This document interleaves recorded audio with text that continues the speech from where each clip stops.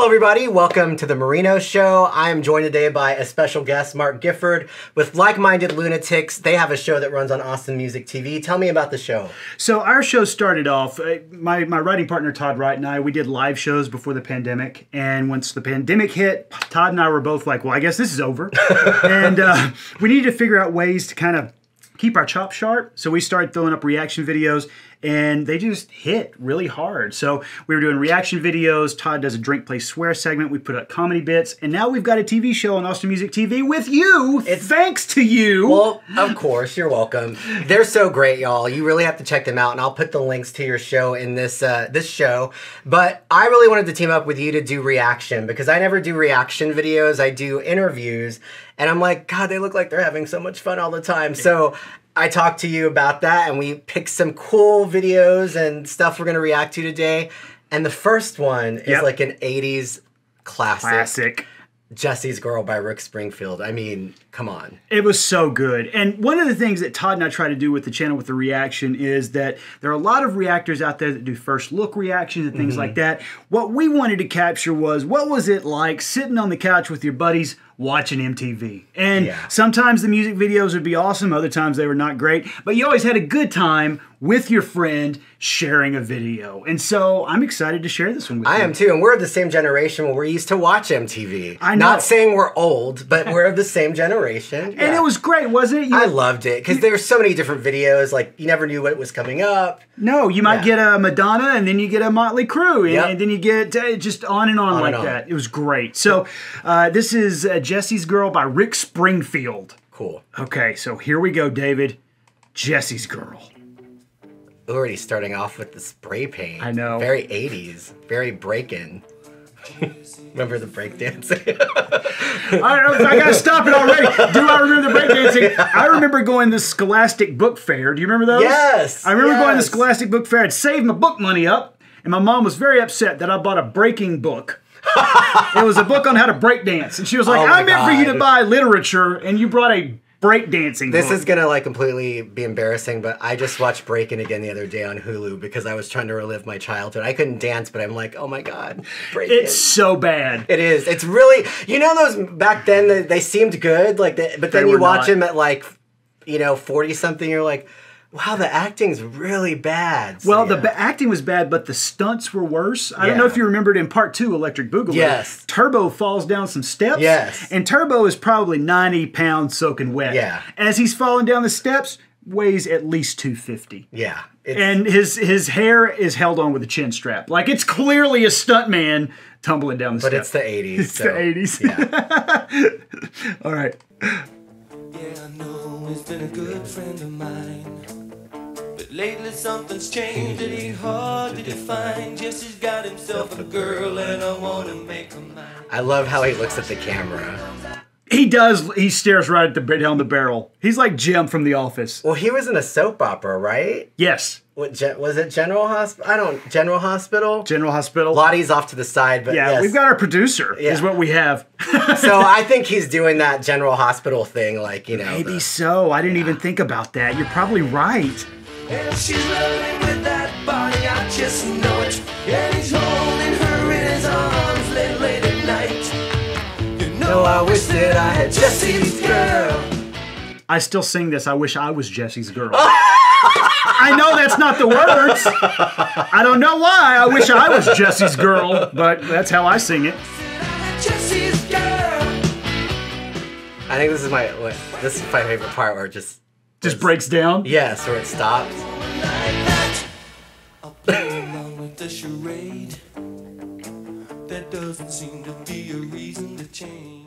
And now that you mentioned the soap opera aspect, this video is very soap opera. It's very soap opera-y. You know, I feel so dirty when they start talking cute. I want to tell her that I love her, but the point is probably moot. Cause she's watching him with those eyes, and she's loving him with that body, I just know it. And he's holding her in his arms. Okay, so this is very similar to Alanis Morissette's You Ought to Know. Oh. The lyrics to it? Yeah. Thinking about her running her fingernails down somebody else's back? Hate to bug you in the middle of dinner. Yes. Yeah, but it's the male version of it. Yeah. Yeah. Oddly similar. Just not as angry. Yeah, that's right. Hers is furious. Yeah, hers is psycho. Yes. Park your car in the garage or it's going to have flat tires. Where can I find a woman like that? Like Jessie's girl. You know what I love about this video too is that he's trying to come off like as this hard kind of rocker. He is not. But his clothes and everything speak very differently. His feathered hair his demeanor, tells his feathered hair tells a different story. Yes, it's too soap opera. That's right. Yeah. A tough man does not sit in a chair that long, Farrah Fawcetting his hair. Where can I find a woman? Where can I find a woman like that? Uh-oh, here we go. This mirror part coming up is like my favorite, I think, of the whole video. And I'm looking in the mirror all the time.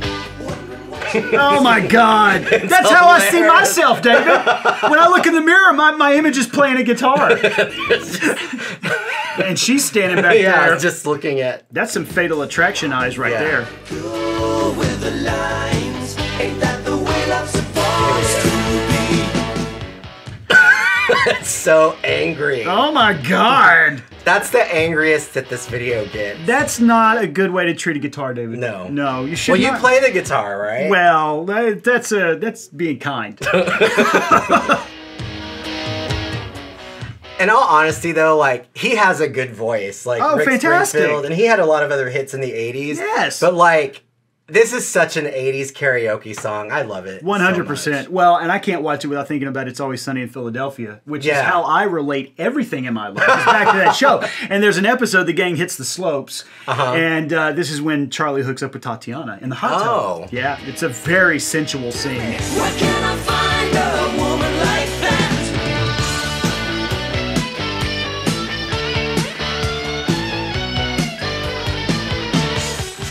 And you have to remember at this time when this video came out, it was still early 80s. It was. was. It like 83, 84 somewhere? Or was it? I think it was don't around 83 remember. or 4. Yeah. So videos were still fairly new, like on MTV. I mean, MTV was new. It started in 80 or something. And so videos were still kind of coming into their own and starting to do the storytelling aspect of it instead of just the...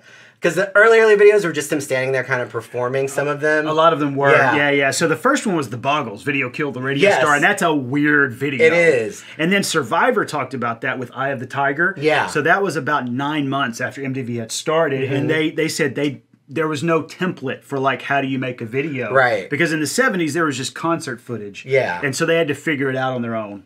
Yeah. So he kind of brought in his soap opera experience to kind of give it this story. I like it though. I think it brings a different quality to it. Yeah. You know I wish that I had Jessie's girl. I wish that I had Jessie's girl. I want Jessie's girl. Where can I find her? Looking at the camera again. That's right in the camera.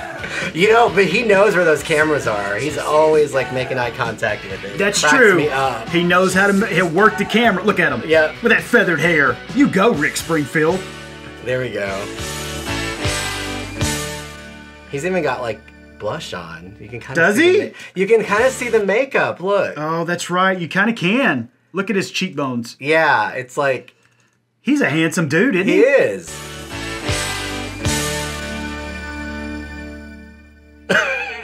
Okay, what did you think about? Oh my God, I didn't know that there was a dog in this one, David. Did It's you know? working. Remember the album's called like Working Class Dog? I didn't remember that. Yeah, and so that is on the cover of the album.